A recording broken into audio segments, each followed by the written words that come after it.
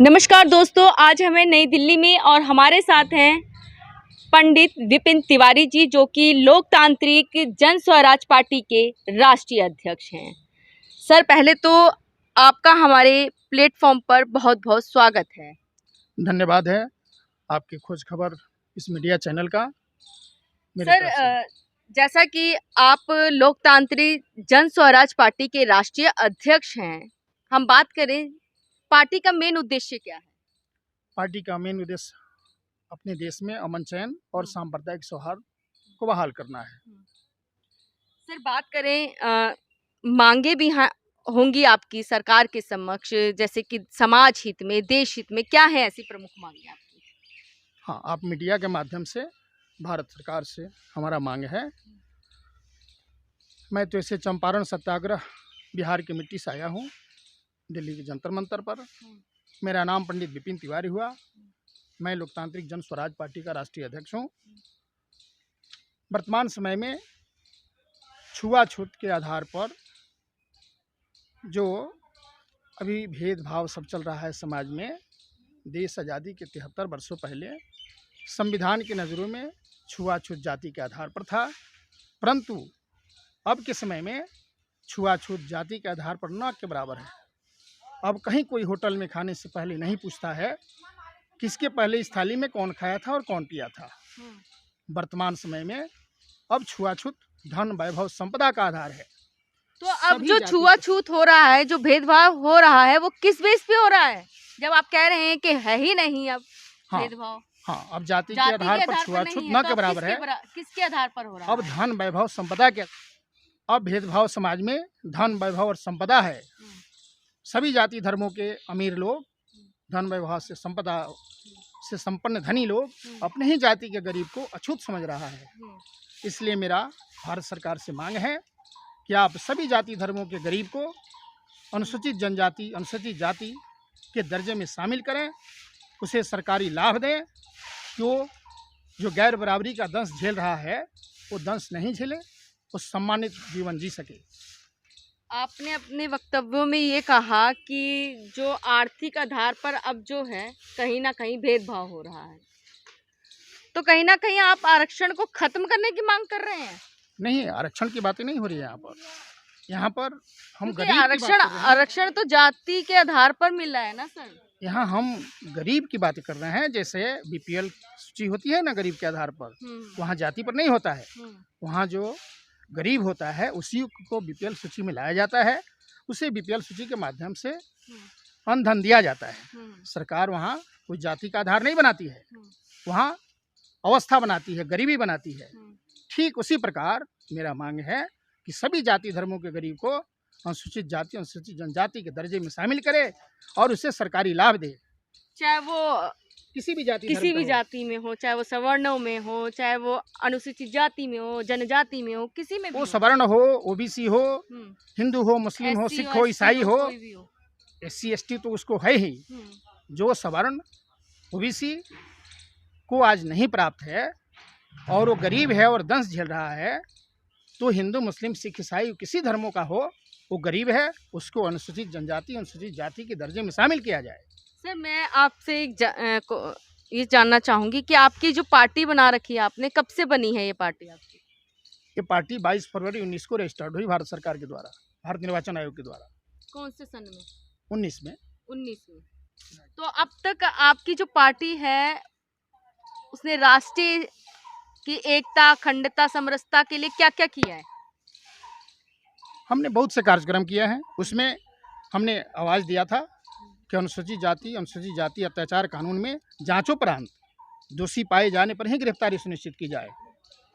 उसके लिए हमारा SC ST एक्ट में, हाँ, जांचोपरांत, क्योंकि आजकल हम महीने में बार बार SC ST थानाध्यक्षों से मिलते रहते हैं।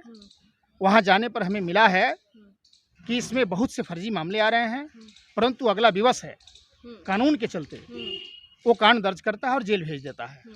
8 महीने 10 महीने के बाद हाई कोर्ट से बेल होता है और पता चलता है कि उस केस में कोई सच्चाई नहीं है, तो फिर 8 माह और 10 माह के जेल का दंड का भरपाई कैसे होगा? इससे समाज में भाईचारगी समाप्त हो रही है।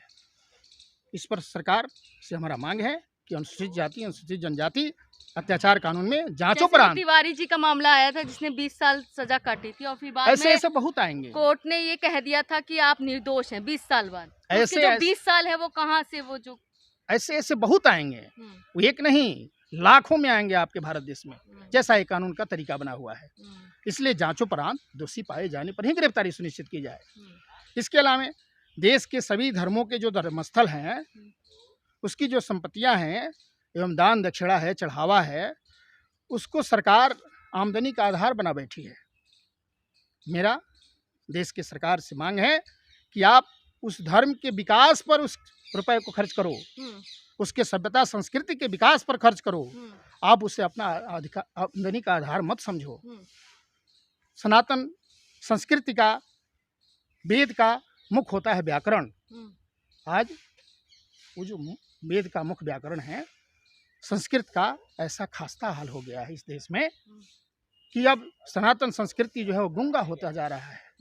इस गूंगेपन को दूर करने के लिए सरकार, यानी कि आप कहना चाह रहे हैं जो सनातन संस्कृति जो हमें नैतिक शिक्षा की ओर ले जाती थी, संस्कारों की ओर ले जाती थी, कहीं ना कहीं वो धूमिल होती जा रही है। वो धूमिल होती जा रही है। आज के समय में लोग सिद्धांत कौमुदी, प्रौढ़ मनोरमा, महाभास जैसे व्याकरण के पुस्तकों की पढ़ाई नहीं हो रही है। इसलिए हमारा सरकार से मांग है, इससे क्या नुकसान है देश को? ये सनातन संस्कृति जो है वो गुंगा हो रही है ना, तो इससे विद्वान नहीं हो रहे हैं। आने वाली पीढ़ी के लिए क्या इसमें क्या नुकसान होगा? नुकसान ही नुकसान होगा ना। जब विद्वान नहीं होंगे तो मानवता नहीं आएगी। इससे नुकसान ही नुकसान होना है। आज सरकार मात्र मंदिर बनाने पर ज्यादा मन बना रही है, परंतु वो सनातन की जो विद्या है, संस्कृत, उस पर उसका कहीं ध्यान नहीं है। इसलिए हमें आप मीडिया के माध्यम से सरकार से मांग है कि आप संस्कृत की पढ़ाई अनिवार्य करो और आचार्य की डिग्री को ट्रेंड की मान्यता दो। इसके अलावा संविधान प्रारूप समिति के जो 7 सम्मानित सदस्य थे, उन 7 सम्मानित सदस्यों की मूर्तियां देश के सभी जिला मुख्यालयों पर लगाई जाए और उनका जीवन परिचय पाठ्यक्रमों में शामिल किया जाए। वर्तमान समय में जैसे आप ही मीडिया के कर्मी हो, आप ही से पूछा जाए प्रारूप समिति के 7 सदस्य कौन थे। देश के 95% आवाम को यह पता नहीं है कि संविधान प्रारूप समिति के सदस्य कौन कौन थे।